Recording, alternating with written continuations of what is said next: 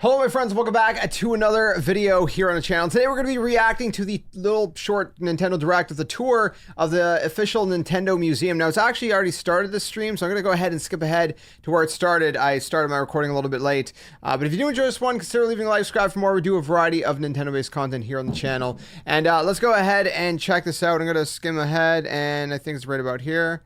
Let's go back a little bit right here. And there we go. Hello everyone, I'm Shigeru Miyamoto. Today I'm speaking to you from the Nintendo Museum, which is currently preparing for its grand opening. Right now I'm standing in the museum's main entrance. Here's what it looks like from the outside.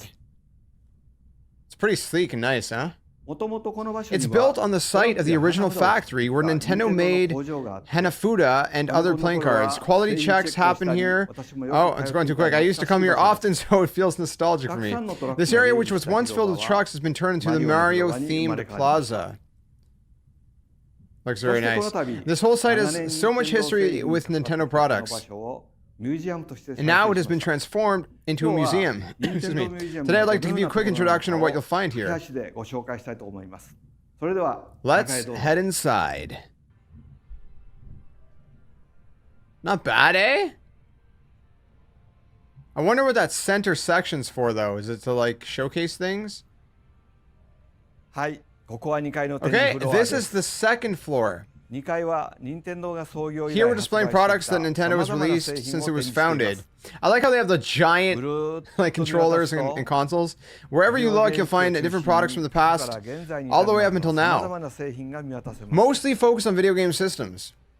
You'll even find some giant controllers. Look at all the TV screens playing different games. Be sure to take a look at whatever catches your eye when you visit. Along with the different systems, you can also see Nintendo's creativity and the fruits of our labor on display. I think many of you are aware, but Nintendo was making in-home entertainment well before working on video games. The company was founded 135 years ago in the year 1889. But back then, our main focus was making Hanafuda and Karuda playing cards. Nintendo then went on to create toys that encouraged various kinds of play, eventually leading to Game & Watch and Famicom. You can find those products from our past here as well. Let's take a quick peek at the exhibits. Sorry, I mean, most of this is just me reading captions, but this is a Famicom exhibit. Take a look at this. The hardware design is very different between the Japanese and international versions. Back then, the designs of our products sometimes varied between regions, as you can see here. Very cool. Even the names were different. Outside of Japan, the Famicom was called the Nintendo Entertainment System, or NES for short. And here's some software. You can see that the designs and sizes differ between the Japanese, American, and European versions. If you look closely, you can compare and make connections between all sorts of things in the exhibits. Games that Nintendo published are on display, so I hope you find some that you've played. On the screens above, you can see gameplay footage of the games on display. They even have directional speakers that let you hear the games. Okay, that's cool. When you're standing in front of them. Okay, let's check out a few other exhibits. In this area, you can see the evolution of products played by moving your body. So you got Wii Fit, you got the Power Pad, bunch of cool stuff. And here you can see how the design of the question block changed over time. Excuse me. Very cool. I see Super Mario Sunshine. In this area, you can see how the game graphics for Super Mario, The Legend of Zelda, and other series evolved with each new system. That's really cool. That's actually really cool that it got like that kind of side by side. Okay, this is where we have Nintendo products on display from the era before we made video games, many of which might be unfamiliar to you. This is a Diazo copy machine called a Copulus. And this is Mamambarica, a baby stroller. Nintendo started with Hanafuda and other playing card games, then made board games, RC cars, pitching machines, and various other family-friendly toys. This light gun was a turning point. After that, we began making gaming devices for arcades. These are the first household video game devices Nintendo made. Color TV Game 6 and Color TV Game 15. These were released in 1977, right around when I joined the company. When you look at each of our products, you'll see that we have always taken a unique approach when making new products. As you just saw, many of Nintendo's past products are on display on the second floor of the museum. We wanted to show you the evolution of entertainment. While showcasing I missed a part. What I showed you today, sorry, let's backtrack a quick minute. Let me try to reread that. Yeah, we've seen that. As you just saw, many of Nintendo's past products are displayed. Yes, second floor of the museum. Right? We read that. We want to show you the evolution of entertainment while showcasing the elements that have been shared and built upon over the years. What I show you today is a small fraction of what's on display. So I hope you'll come and see it for yourself. Let's head down to the first floor to explore a completely different area. And now we're on the first floor. As you can see, there's a giant screen on the floor itself. Very cool. You can stand on top of the screen to play the traditional Japanese card game, Hyakunin, I don't know how to say that. You can actually use a smart device provided by the museum to play. The first floor is full of interactive experiences for you to enjoy. Really cool. If we brought past Nintendo products into the present area, what kind of unique forms of play would they provide? We created 8 experiences with this in mind. That's cool. When you enter the museum, you'll be issued an entry pass like this. It comes loaded with digital coins that can be used on the museum's activities. Today, I'll introduce 3 of the 8 experiences. Okay, here are several small rooms in a row. What do you think we'll find inside? This is where you can try the Ultra Machine, which was originally released in 1968. Ultra Machine was an indoor pitching machine that automatically pitched balls similar to those used in table tennis. A revised version called Ultra Machine DX was released the same year I joined the company. So I had a little involvement in the final product. At the time, there was a playroom in the office where we would play arcade games or Ultra Machine during lunch breaks. The rooms here are recreations of what Japanese homes looked like back then. The rooms are all set up a little differently, so you can choose whichever room you prefer. Very cool. Okay, time to give it a try. See the Ultra Machine on the floor. Let's take some swings.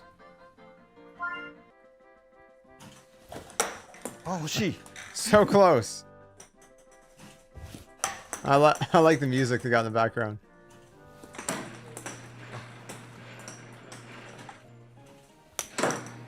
It's from is it from Zelda. So aim for the objects on both sides of the room. They might react. So when you hit them, they'll react. Okay. Let's move on. This is an activity called Zapper and Scope SP. In the 1970s, Nintendo renovated bowling alleys. Wow. And turned them into laser clay commercial shooting galleries. We made the Zapper and Scope SP so you could experience laser clay with modern technology. Up to 13 people could play at the same time. And today I'm going to play with the museum staff. There are 2 types of light guns, one that you can fire quickly with one hand called the Zapper, and one with a sight that's called the Super Scope. You can choose to play with either one. These are recreations of the NES Zapper and the Super Famicom Super Scope. Today, I'll be using the Zapper. That's so cool. I want to play it, man. It's like Duck Hunt. It's like Duck Hunt, but it's like modernized, Splatoon-esque.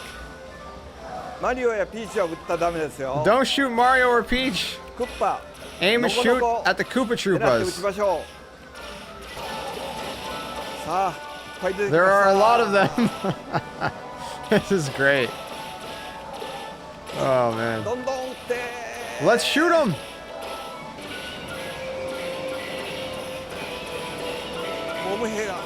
Bomb bombs are flying at us.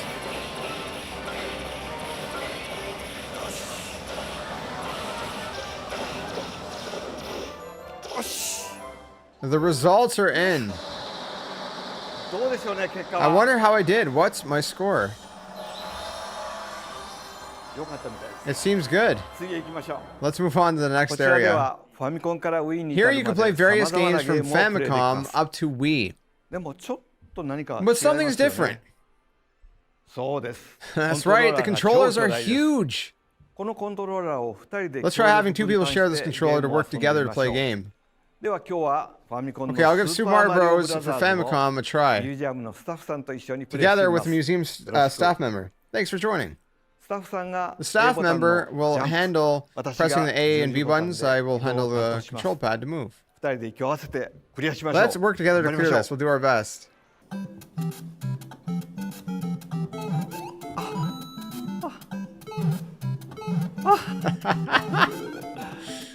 That's great. That is great.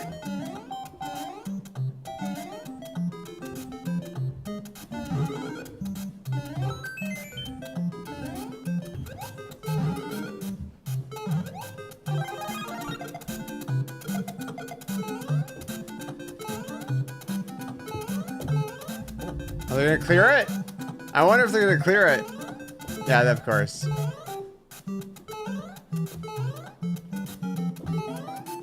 Oh! Not bad. We even managed to dash using the B button. Wow. The giant Wiimotes. You all have a completely different experience, man. Here you can play Super Famicom, Nintendo Nintendo 64, and Wii games with fake controllers. What do you think? It's like playing with the big Wii remote. What did you think? What I showed you today was just a glimpse of the Nintendo Museum. In addition to the product exhibits and interactive experiences, you can play the Hanafuda even if you don't know the rules. And we'll host workshops where you can make your own Hanafuda cards. The building also has a cafe where you can pick what goes on your hamburger, and a shop with exclusive museum merchandise. Wow. In the more than 100 years since the company was founded, Nintendo has created many different forms of entertainment. Although the products we've made have changed with the times, our desire to create fun for the whole family remains the same. The Nintendo Museum is a place where you can learn about our commitment to crafting experiences that value play and creativity, both of which are integral to Nintendo. We hope to share this feeling with you when you visit the museum. Nintendo employees, including our developers, have put they're all into developing and crafting this. The Nintendo Museum will open October 2nd. Okay. The official website will go live after this tour, so please take a look for details to help plan your visit. We look forward to seeing you at the Nintendo Museum. These toads are looking forward to seeing you too. That was great. I love it. It was amazing. Thank you for watching. Thank you for watching my video. Woohoo! No, that was great, man. I think that looked fantastic. Honestly, I really enjoyed it. I wish I could go there, but I probably won't be able to. But it looks great. What do you guys think? Let me know in the comments below what you guys thought of this Nintendo Museum Direct, a little showcase of the museum. It looks amazing. I love that Nintendo's doing this kind of stuff, and it's just really cool. And the giant controllers and stuff, being able to use them and play them is really cool. So it's just very Nintendo, you know, and I just love that. So hopefully there's many more years to come for Nintendo.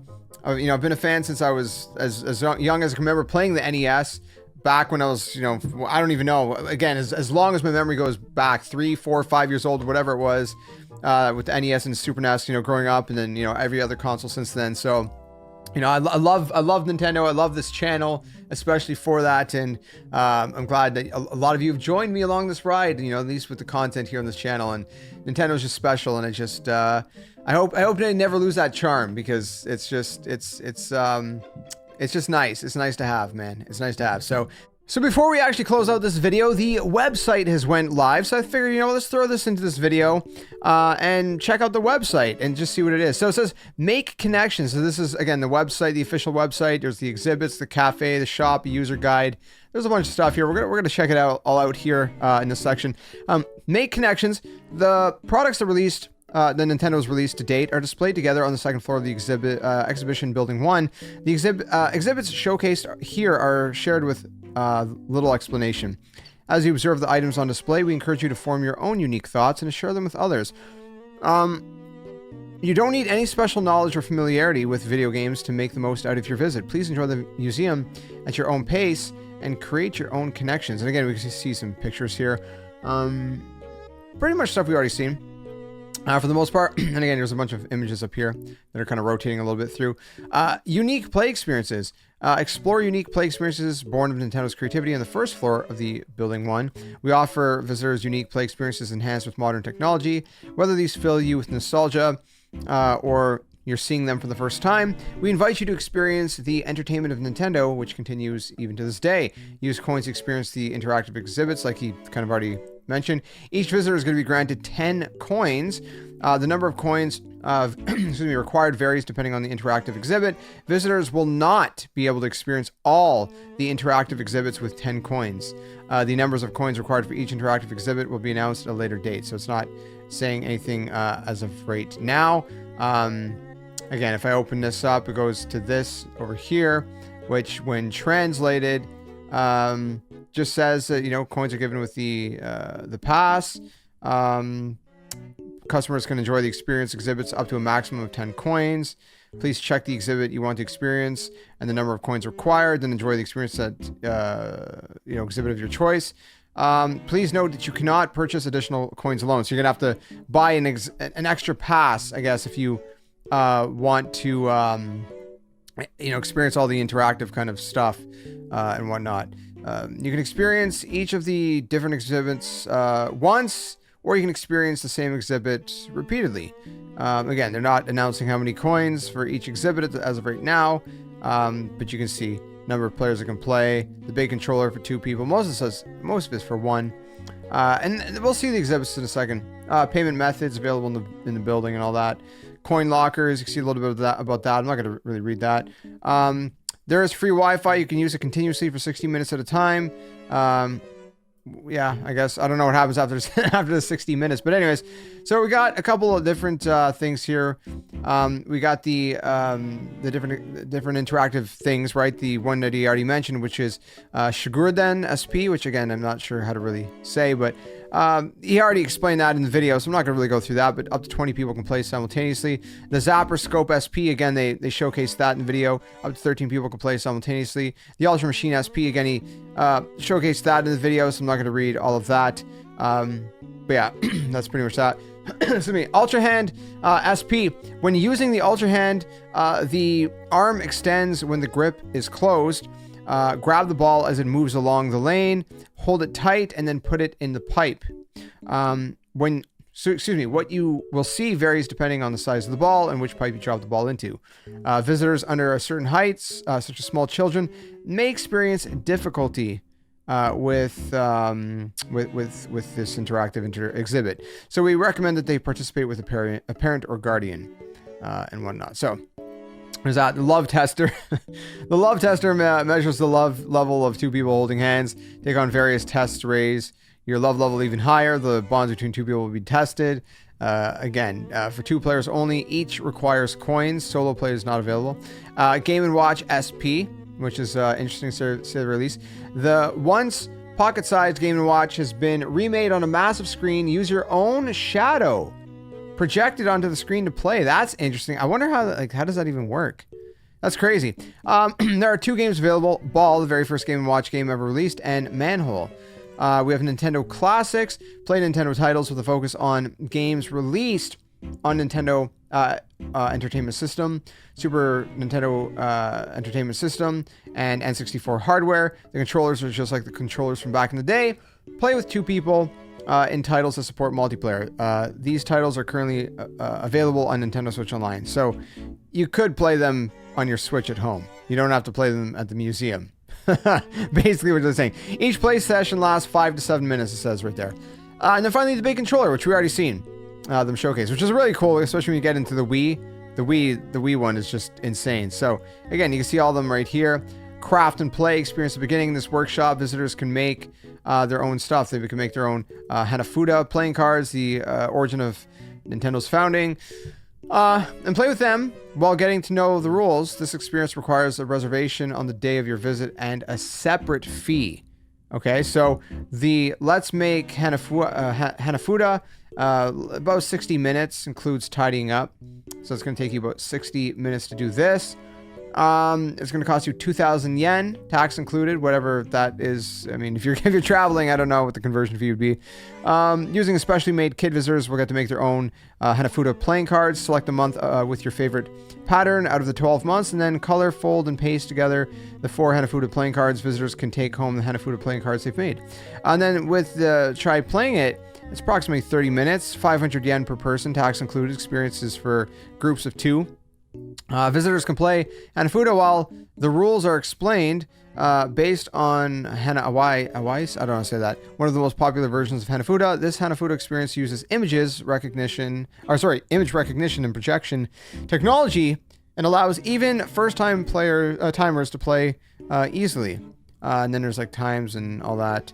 Let's see the ticketing website. Maybe frequently asked questions. We'll open that and different thing. Time schedule and all that. Let's see what this is. This is user guide. So you can see the time schedules and stuff. I'm not going to read all this, obviously. I'm just going to scroll through it really quick so you guys can see what the whole experience is like. We have frequently asked questions. What do I need in order to purchase tickets? Well, you need a Nintendo account, number, credit card, and all that good stuff. How do I cancel purchase tickets? You can do that, I guess, if it's not yet the date and all that. Can I buy tickets ahead of time, even if I don't know who will be visiting the museum with me? Entering a ticket drawing requires full names and phone numbers of every visitor. Can minors enter the museum on their own? Children's ages 11 or younger cannot enter on their own. 12 or older may enter the museum unaccompanied as long as they have a ticket. Interesting. How can I check the status of my ticket? Well, you can check it over here at this place. So there's a bunch of stuff there. Prohibition of improper use of tickets regarding photography and recording video. An exhibition building 1 photography is allowed in the interactive exhibits area, but not in the exhibition area. Do not take photographs or record videos for commercial use or in areas where such activities are prohibited. And there's a bunch of stuff there. You can see, food and drink may not be brought into the museum with the exception of baby food, snacks for children, and food for those whose dining options are limited due to allergies or other conditions. So if you got allergies, you can bring your own food, apparently. But if not, then you're out of luck. Drinks contained within a plastic bottle, insulated container may be brought into the museum and are subject to inspection upon entering, excluding, of course, alcoholic drinks. And there's a bunch of other stuff. Anyways, I'm not going to read all this. You don't bring dangerous objects there and all that good stuff. It says, please refrain from visiting the Nintendo Museum in any sort of costume cosplay. In addition to costumes, please refrain from wearing clothing or accessories that expose a large amount of the wearer's skin or reveal the undergarments. Obviously, it's like, come on now. Incorporate a design that may be offensive to others, obscure the wearer's identity, such as head coverings, face masks, excluding those for medical or religious purposes. Have sharp points or edges, drag along the ground, all that stuff. We go back to this here. We can check out the cafe, I think, maybe. Nice little cafe. You can see the hours of operation here. Oh, that's cool. The stained glass, like kind of Wind Waker-esque, that's really cool. There are 270,000 combinations. You can custom order your own hamburger by combining your preferred ingredients. Special drinks and sides are on the menu as well. Their prices are subject to change. Lacto, ovo, vegetarian options contain eggs and dairy products are available on our menu. Wheelchair accessibility is also available. high chairs are available. Cafe is located inside the museum. Yeah, so that's pretty much all they showed off. And then the shop, which I guess not really a whole lot. Again, hours of operation, and we don't really get to see what they actually have there. Getting here, if you want to know how to get there. And that's pretty much the website. That's pretty much all of it, guys. So let me know what you think down in the comments below. Again, if you enjoyed this one, leave a like, subscribe for more, and hopefully I'll see you guys soon in another one. Tell them, friends, game on, and thanks for watching.